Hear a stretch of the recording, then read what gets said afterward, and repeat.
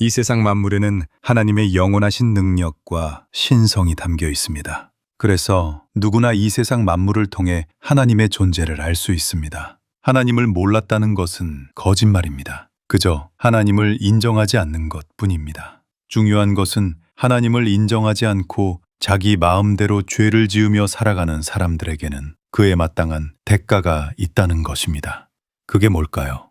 바로 하나님의 무서운 심판입니다. 다른 사람을 비판한다고 해서 당신이 의롭다고 생각하지 마십시오. 당신도 누군가에게 똑같은 비판을 당하고 있습니다. 하나님은 사람의 착한 외모에 속지 않으십니다. 하나님은 각 사람의 행위대로 공의롭게 심판하십니다. 율법을 가진 자는 율법을 기준으로 심판하시고 율법이 없는 자는 하나님이 주신 양심을 기준으로 심판하십니다.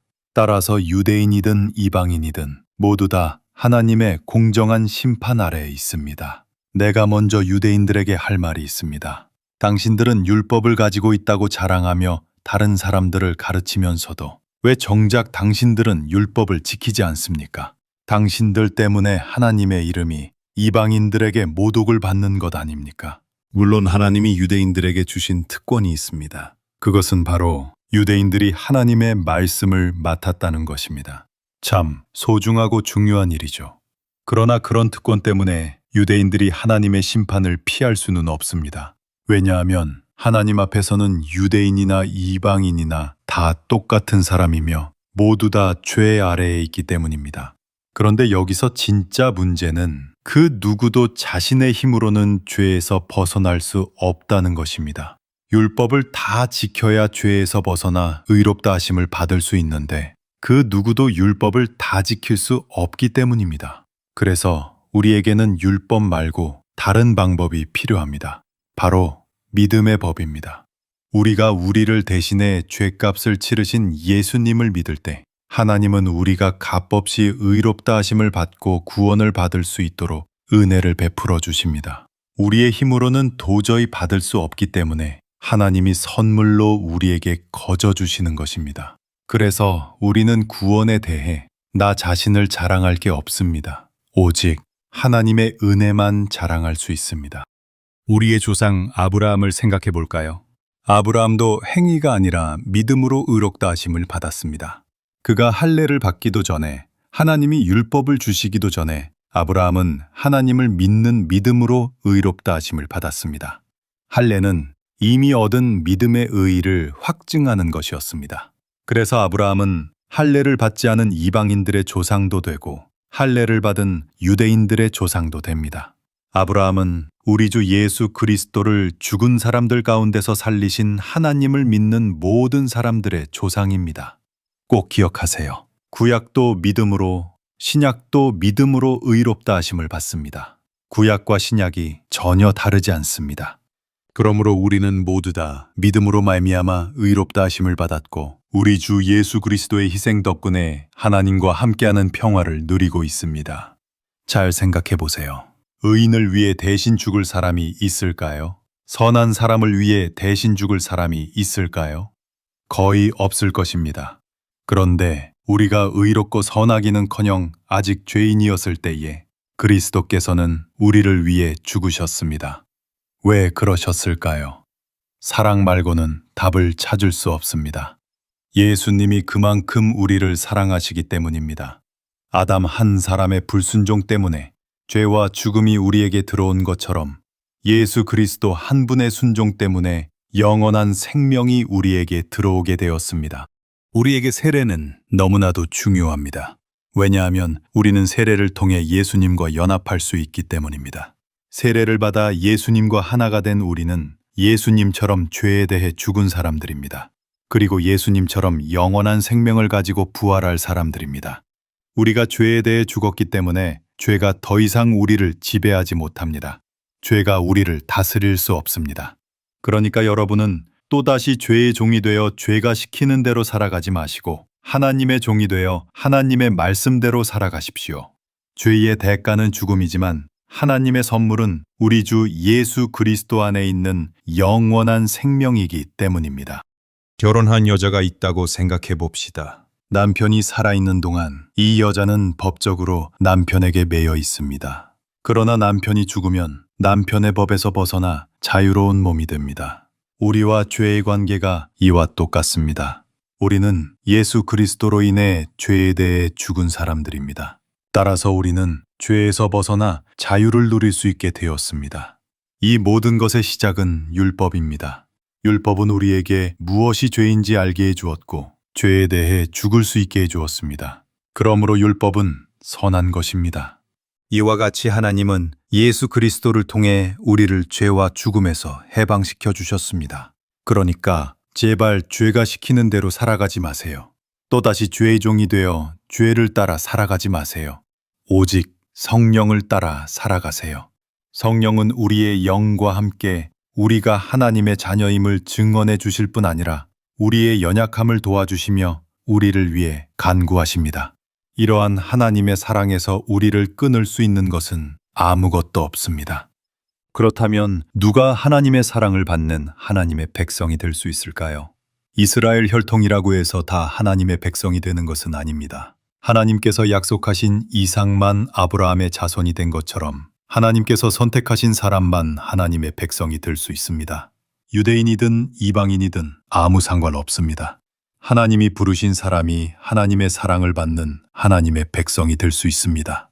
그러므로 누구든지 예수님을 주님이라고 입으로 고백하고 하나님께서 그를 죽은 사람들 가운데서 살리신 것을 마음으로 믿으면 구원을 받을 것입니다.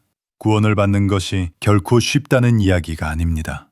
여러 가지 고난과 핍박과 죽음의 위협 속에서도 예수님을 마음으로만 믿는 것이 아니라 입으로 신앙을 고백하는 사람이 구원을 받을 수 있다는 말입니다. 여기에는 유대인이나 이방인이나 차별이 없습니다. 예수님은 모든 사람에게 똑같이 주님이 되어 주셔서 그분을 부르는 모든 사람에게 풍성한 은혜를 내려주십니다. 그렇다면 하나님이 율법을 쫓아 자기들의 의의를 세우려고 힘쓴 이스라엘 백성들을 버리셨을까요? 그렇지 않습니다. 하나님은 믿음의 법을 따른 이방인들이 구원받게 하셔서 이스라엘 백성들이 질투나게 하셨습니다. 그래서 그들이 다시 하나님께로 돌아오기를 바라고 계시는데 언젠가는 그들이 여러분들처럼 하나님의 자비하심을 잊게 될 것입니다. 하나님이 참 올리브 나무의 가지인 이스라엘을 잘라내시고 돌 올리브 나무인 이방인 여러분들을 접붙이셨습니다. 하나님께서 본래의 가지들을 아끼지 않으신 것처럼 여러분들도 아끼지 않으실 것입니다. 그러니까 여러분은 교만하지 말고 항상 겸손하십시오. 이처럼 우리는 모두 하나님의 은혜로 죄와 사망에서 구원을 받았습니다. 그러므로 제가 여러분들에게 권면합니다. 여러분의 몸을 하나님께서 기뻐하실 거룩한 살아있는 제물로 드리십시오. 원래 제물은 죽는 것입니다. 그러나 여러분은 죽지 말고 살아서 이 세상 대신 하나님을 따르며 이 세상을 하나님의 뜻대로 변화시키는 살아있는 제물이 되십시오. 그것이 바로 우리가 드릴 영적 예배입니다. 서로 사랑하고 먼저 존경하며 기뻐하는 사람들과 함께 기뻐하고 우는 사람들과 함께 우십시오. 악을 악으로 갚으면 이 세상의 악이 더 커지고 악을 선으로 갚으면 이 세상의 악이 작아집니다. 그래서 악을 이기는 유일한 방법은 선을 행하는 것입니다. 악에게 지지 말고 선으로 악을 이기십시오. 여러분들은 위에 있는 권세에 복종하십시오. 모든 권세는 하나님께로부터 온 것이기 때문입니다. 권세를 행사하는 사람은 여러분들에게 유익을 주려고 일하는 하나님의 일꾼입니다. 그러니까 세금을 잘 바치세요. 그리고 서로 사랑하는 것 외에는 다른 사람에게 아무 빚도 지지 마세요.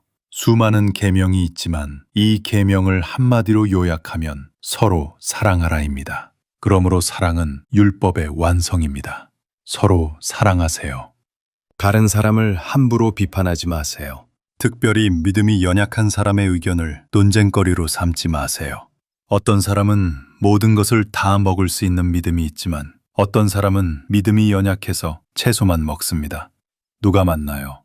둘 다 맞습니다. 왜냐하면 모든 것을 다 먹는 사람도 주님을 위해 먹는 것이고 채소만 먹는 사람도 주님을 위해 먹는 것이기 때문입니다. 무엇을 먹느냐가 중요한 것이 아니라 누구를 위해 먹느냐가 중요합니다. 어떤 사람은 절기와 같은 특정한 날을 더 중요하게 생각하지만 어떤 사람은 모든 날이 다 똑같다고 생각합니다. 누가 맞나요? 둘 다 맞습니다. 특정한 날을 더 중요하게 여기는 사람도 주님을 위해 그렇게 하는 것이고 모든 날을 똑같이 여기는 사람도 주님을 위해 그렇게 하는 것이기 때문입니다. 우리가 살아도 주님을 위해 살고 죽어도 주님을 위해 죽는 것이 중요한 것입니다. 그러니까 음식에 대한 문제로 다른 사람을 넘어지게 하지 마세요. 만약 그런 문제로 다른 사람을 시험에 들게 했다면 여러분에게 사랑이 없다는 뜻입니다.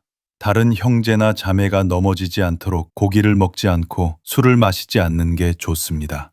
나의 자유가 다른 사람에게 걸림돌이 되지 않도록 조심하십시오. 하나님의 나라는 먹는 일이나 마시는 일이 아니라 성령 안에서 누리는 의와 평화와 기쁨입니다. 믿음이 강한 사람은 자신을 자랑하지 말고 믿음이 연약한 사람들의 약점을 감싸 주어야 합니다. 그리고 우리는 유대인이든 이방인이든 상관없이 그리스도께서 우리를 받아주신 것처럼 우리도 서로를 받아들이고 하나가 되어야 합니다. 그것이 하나님께서 우리에게 원하시는 모습입니다. 제가 아직까지는 계속 길이 막혀서 여러분이 있는 로마에 가지 못했습니다. 그러나 이번에는 예루살렘에 있는 어려운 성도들에게 헌금을 전달하고 스페인으로 가는 길에 여러분을 방문하려고 합니다. 그때까지 평강의 하나님께서 여러분 모두와 함께 하시기를 바랍니다. 마지막으로 여러분에게 권합니다. 여러분이 배운 교훈을 거슬러서 분열을 일으키고 회방하는 사람들을 경계하고 멀리하십시오. 그들은 그리스도를 섬기지 않고 자기 배만 채우며 달콤하고 아첨하는 말로 순진한 사람들의 마음을 속입니다. 나는 여러분이 선한 일에는 지혜롭고 악한 일에는 순진하시기를 바랍니다. 평화의 하나님께서 곧 사단을 쳐부수셔서 여러분의 발밑에 짓밟히게 하실 것입니다. 우리 주 예수님의 은혜가 여러분과 함께 있기를 바랍니다.